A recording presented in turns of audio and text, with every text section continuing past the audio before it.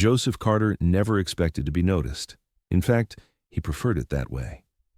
For the past 11 years, he had been Eldermoor's quiet janitor, a man with no schedule posted, no name tag, and no interest in town gossip. He arrived each morning just before sunrise, long before the sleepy town began to stir. As the first rays of dawn slipped over the rooftops, Joseph would already be halfway down Main Street, broom in hand, sweeping the sidewalks as if it were a sacred ritual. He wore the same thing every day, a faded gray uniform, boots that had once been black, and a navy blue beanie pulled low over his ears.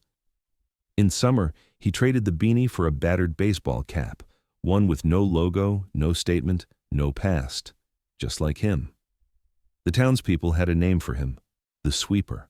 Some called him Old Joe, though few had ever spoken to him long enough to ask if he minded. He didn't. He didn't mind much of anything, not the cold, not the heat, not the long hours or the isolation. He moved through the town like a ghost, present but invisible, performing his duties with the kind of care most people reserved for sacred things. He swept the street in front of the diner at exactly 5:45 a.m., just as the cook unlocked the back door. He cleaned the alley behind the library by 6:15, always before the morning shift arrived. He paused only once a day, at 7:30, for a thermos of black coffee, sipped quietly on a park bench facing the war memorial. Most thought he was mute, or perhaps had some disorder. Kids whispered that he was a prisoner on work release. A few thought he was just strange. But no one asked. No one ever asked. Until Jason Miller did.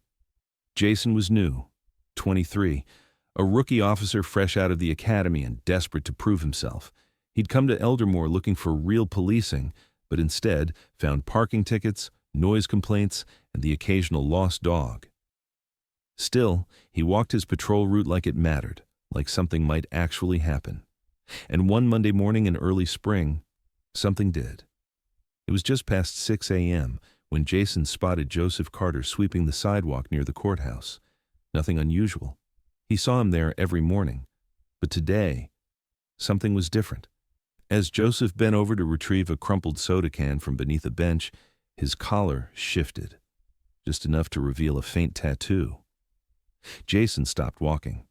It wasn't the kind of tattoo you got at a beach shop. It wasn't trendy or stylish. It was old, simple, worn by time, and instantly recognizable. It was the dagger and lightning insignia of the U.S. Army Special Forces. Jason's breath caught. He had seen that tattoo before, in textbooks, in training, in documentaries about missions too classified to discuss. It wasn't something you picked off a wall. You earned it.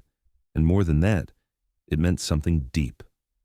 Brotherhood, sacrifice, silence. He hesitated. Should he say something? Would it be disrespectful? Would he look foolish? But curiosity overruled caution. He approached slowly. "Excuse me, sir?" Joseph looked up. His eyes were gray, sharp, and steady, a kind of focus Jason had rarely seen in anyone, let alone a janitor. "Yes?" he said simply. Jason cleared his throat. "Sorry to bother you, but I noticed your tattoo. Special Forces?" There was a pause, not a long one, just long enough to weigh something invisible. "Once," Joseph said.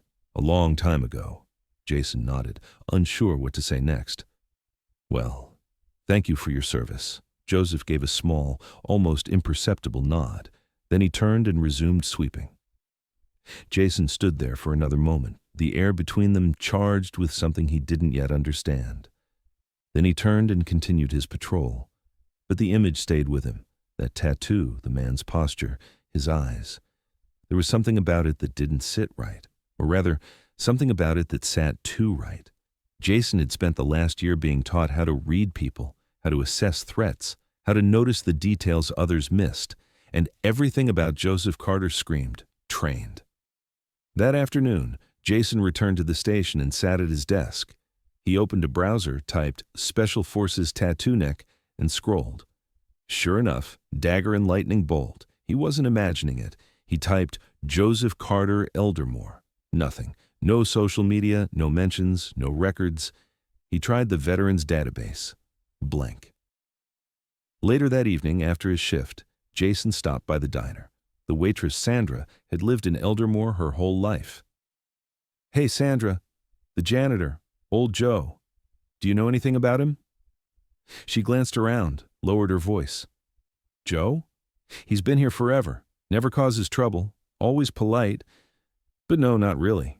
Doesn't talk much." "Why?" "Just curious," Jason said. "He seems disciplined." Sandra chuckled. "Well, he sure keeps our sidewalks clean." Jason smiled, but inside, the questions burned hotter. Over the next few days, he watched Joseph closer. Not just what he did, but how he did it. The way he checked alley corners before entering. The way he never let his back face a doorway. The way he stood, perfectly balanced on both feet. The way his eyes scanned a room in seconds. Joseph Carter wasn't just a janitor. He was trained. But trained for what?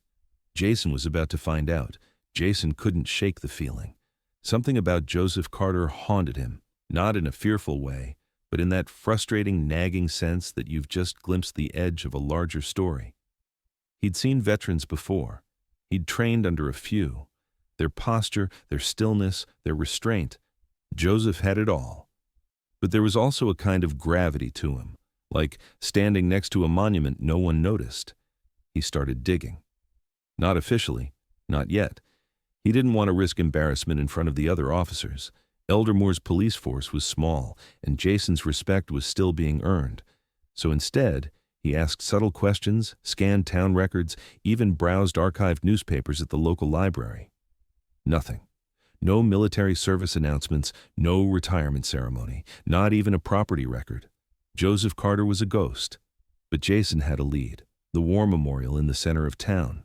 Every morning, Joseph paused there with his coffee.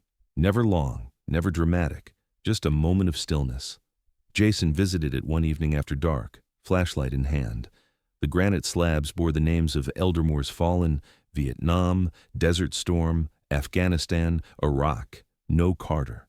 But tucked in the corner was a faded plaque. In honor of those who served with silence. No names. Jason stepped back, a chill running down his spine. The next morning, he made his move. Joseph was sweeping near the post office, the rising sun casting long shadows across the sidewalk. Jason approached slowly. "Mr. Carter," he said. The old man looked up, eyes guarded but not hostile. "Can I talk to you for a minute?" Joseph nodded once, pausing his broom. "I've been asking around," Jason admitted. "I hope that's okay.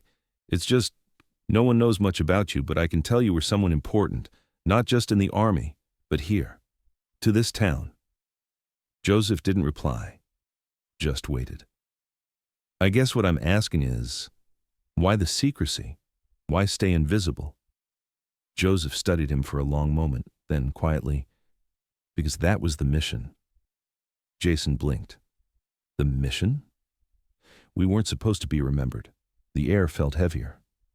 "I don't understand," Jason said softly. Joseph glanced up and down the street. "I joined in '68, recon, Southeast Asia, Laos, Cambodia, places we weren't in, missions that never happened." Jason's breath caught. Joseph leaned on his broom. "We called it the long silence. Get in, get out. No names, no medals, no press. Just a handshake in the dark and a file that never existed."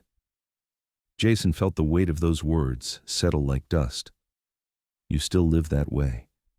Because not everyone came back. And not all stories are mine to tell. Jason nodded slowly. Later that day, Jason sat in the station's back office and pulled up the restricted database used for background vetting. He keyed in Carter's name again, this time using a federal override he wasn't exactly authorized for. Still nothing. But then, on a whim, he typed in a serial number from a declassified Vietnam-era operations memo he'd found online. A match blinked. Asset, J. Carter, 3rd Recon, USASF. Status, retired. Clearance, black tier. Jason stared. Black tier, not even the regular special forces. These were the ones who wore no insignia. Operated off record. The ghosts of the ghosts. He printed the file and locked it in a drawer. That evening, Jason visited the local VFW. The hall was mostly empty, except for two older men playing cards and sipping whiskey. "Hey," Jason said, flashing his badge. "I'm looking for anyone who might have served with a Joseph Carter." One of the men, a wiry guy with sharp eyes, raised his brow. "Joe Carter? You mean the sweeper?" Jason nodded. The man whistled. "Son, Joe didn't serve with us. He served above us, way above. That man once walked into a jungle alone and walked out with a wounded unit on his back." "How do you know?" "Because I was one of them. Back in '72, we were trapped. He didn't say a word, just pointed and we followed, got us out. Never even told us his name. We only figured it out a year later." Jason sat down, stunned. "Why doesn't anyone know this?" The man smiled. "Because Joe Carter is the kind of man who doesn't need you to know." The next morning, the town noticed something strange. Joseph's broom was leaning against a tree. His coffee sat untouched on the bench. He was gone. Jason panicked. He ran a check. No hospital admittance, no incident reports. It was like he'd vanished. By noon, the whole town was murmuring. Rumors swirled. Had something happened? Had someone finally pushed him too far? Then, at 4 p.m., the mystery broke. 12 men arrived, unannounced, quiet, in plain clothes but unmistakably military. They walked into the town hall in formation, stood silently in the lobby, and waited. One of them asked the clerk, "Where is Joseph Carter?" The clerk blinked. "He didn't come in today. Why?" The man simply replied, "We heard the silence broke. We came to stand with him." The silence that followed the 12 men's arrival lingered like a heavy fog. No one in Eldermoor knew what to say, but everyone felt it. Something important was unfolding. That evening, word spread fast. People spoke in hushed tones at the diner, at the barber shop, even at the grocery store checkout. The town had always been quiet, but this was different. This was reverence. Jason stood at the edge of Main Street, watching the figures outside Town Hall. The men hadn't spoken much since they arrived, but their presence was commanding. Jason approached cautiously. One of them, tall, salt and pepper hair, a scar running down the side of his neck, looked over. "You're the one who found him," he said. Jason nodded. "He hasn't been seen since yesterday morning." The man glanced at the others. "He'll be back. Carter never disappears for long. But when he does, it's because he's thinking." "Thinking about what?" "Whether it's time to speak." The next morning, Joseph Carter returned. Just like always, he arrived before sunrise. No fanfare, no explanation. He resumed sweeping the streets as if nothing had changed, as if the weight of an entire town's curiosity wasn't pressing against him. But something was different. The broom moved slower. The pauses were longer. And when Jason approached that morning, Joseph didn't look away.